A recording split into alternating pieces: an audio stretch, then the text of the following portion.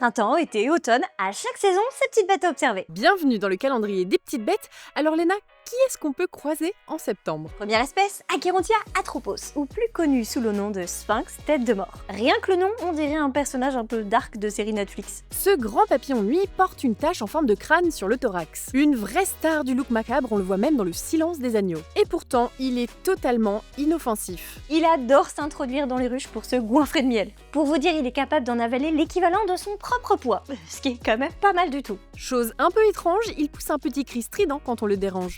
Oui, un papillon qui crie. Un son produit par le passage de l'air dans la trompe faisant vibrer la lamelle pharyngienne. Deuxième espèce, le sphinx du Troène. Un papillon grand format, l'un des plus grands sphinx, avec des ailes sombres et des reflets roses. Et sa chenille, elle est flashy, verte pomme avec des rayures et une petite corne à l'arrière. On dirait presque un petit bonbon, mais bon, ne la mangez pas quand même s'il vous plaît.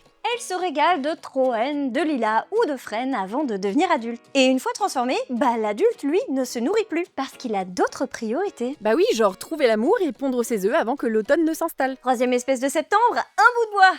Non, je déconne, c'est encore un papillon, la bucéphale.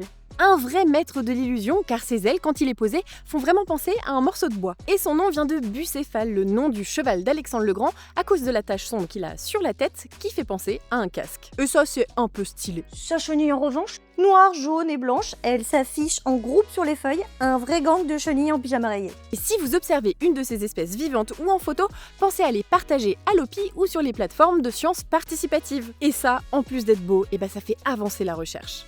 On se retrouve le mois prochain avec d'autres petites bêtes à observer. Likez, partagez et surtout, restez curieux.